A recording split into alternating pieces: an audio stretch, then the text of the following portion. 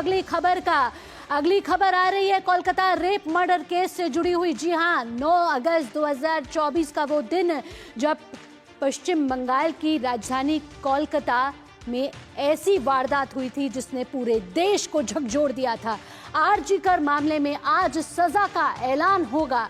Court अब से कुछ देर बाद 2:45 पर अपना फैसला सुनाएगी। इससे पहले फैसला दोपहर 12:30 बजे के बाद सुनाया जाना था, लेकिन कोर्ट ने दोषी और अन्य के आखिरी बयान सुनने के बाद फैसला दोपहर 2:45 बजे के लिए सुरक्षित रख लिया है।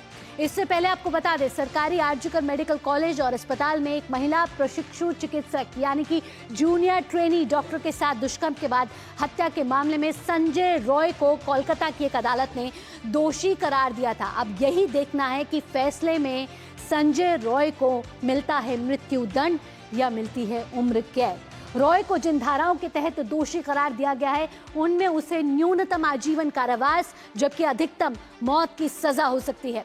संजय को आरजीकर अस्पताल के सेमिनार कक्ष में 31 वर्षीय चिकित्सक का शव पाए जाने के दिन एक दिन बाद यानी कि 9 अगस्त को हुई घटना 10 अगस्त को उसको गिरफ्तार कर लिया गया। न्यायाधीश ने भारतीय न्याय संहिता की कई धाराओं के तहत यानी कि धारा 64, 66 और 103 क्लॉज 1 के तहत उसे दोषी ठहराया। अब देखना यह है कि क्या होगा संजय रॉय के साथ, क्या मिलने वाली है उसको मृत्युदंड या होगी उम्र कैद। अब तक कोर्ट ने क्या क्या कहा है, क्या क्या दलीलें पेश की गई हैं, साथ ही कोर्ट कुछ देर में फैसला सुना सकती है। आइए ग्राफिक्स के जरिए सीधा समझने की कोशिश करें कि कोर्ट ने क्या कहा है संजय रॉय के बारे में, और साथ ही साथ देख लेते हैं इन ग्राफिक्स प्लेट्स के जरिए अदालत ने संजय को बोलने का दिया मौका। जी हाँ, आज वो मौका था जब संजय रॉय अपनी दलील पेश कर सकता था, आखिरी मौका था।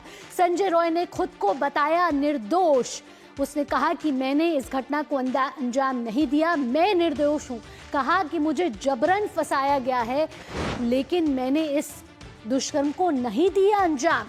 ये है संजय रॉय के आखिरी बयान, यानी कि उसको आखिरी मौका मिला है। साथ ही आइए देखते हैं कि जज क्या कह रहे हैं। जज कह रहे हैं कि कोर्ट सबूतों के हिसाब से सजा सुनाएगा, यानी कि सारी दलीलें, एविडेंस और अब तक जो सुनवाई हुई है उसके बाद कोर्ट अपना फैसला सुनाएगा।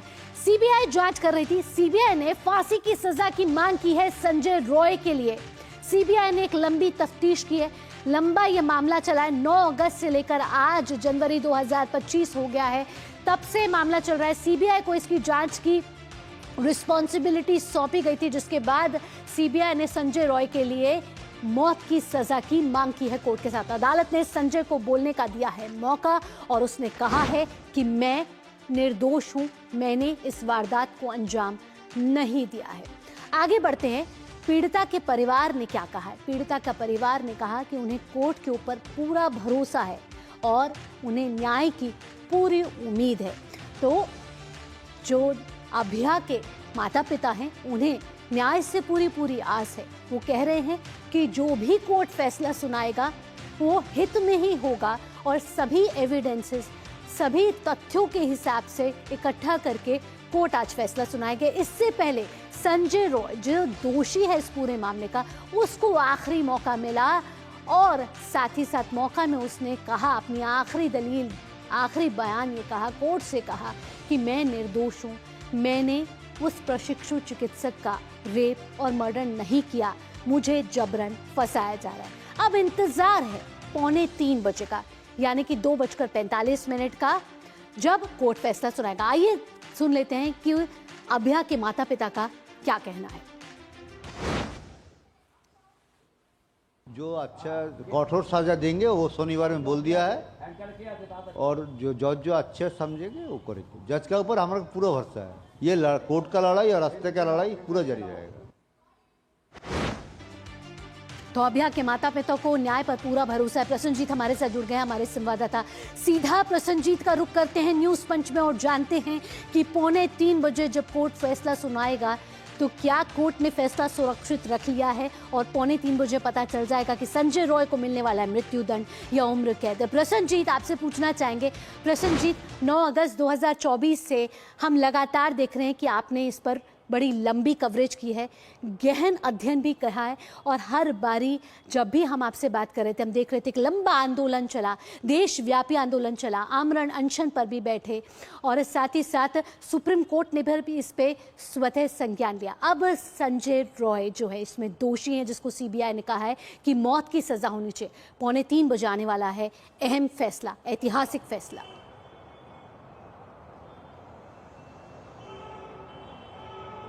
और देखिए भावना, ये जो 9 अगस्त से आज तक यहाँ पे दो पहलू है।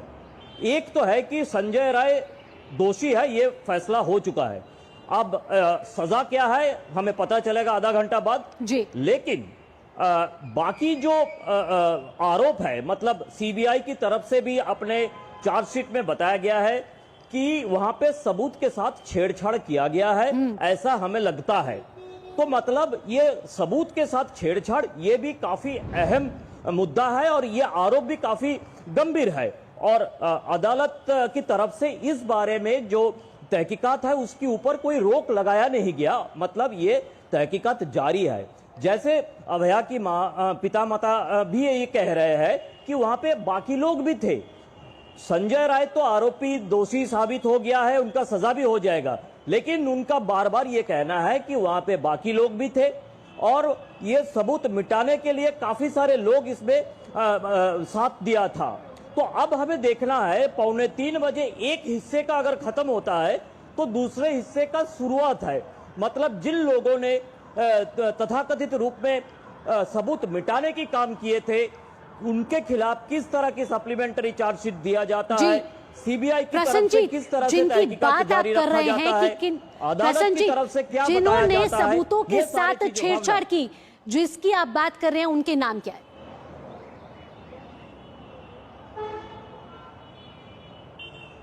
देखिए, पहली बात तो यह है कि सबूतों के साथ छेड़छाड़ करने के लिए दो शख्सियत गिरफ्तार हुए हैं। एक तो है कि जो आरजीकर मेडिकल कॉलेज की पहले प्रिंसिपल हुआ करता था डॉक्टर संदीप घोष, और दूसरा टाला थाना की जो प्रहरी अभिजीत मंडल। ये सच है कि इन लोगों को सीधी तरह से रेप और मर्डर आरोप से दूर रखा गया है, लेकिन जो सबूतों के साथ छेड़छाड़ ये मामले में ये दोनों आरोपी फिर अभी भी ये दोनों आरोपी है, इनके खिलाफ चार्जशीट नहीं है। और साथ ही साथ अभया की पिता माता की कहना है कि वीडियो में जितने सारे लोगों को 9 अगस्त सुबह को दिखा गया था ये सारे के सारे लोग आरोपी होना चाहिए। अब देखते हैं आगे जाके क्या होता है भावना। तो अभया के माता पिता को इस समय न्याय की आस है। ऐसे में 2:45 बजे देश की नजर रहेगी कि संजय रॉय को क्या सजा सुनाई जाती है। फिलहाल प्रसन्नजीत, आपसे आगे भी अपडेट लेते रहेंगे। फिलहाल तमाम जानकारियों के साथ आपका धन्यवाद।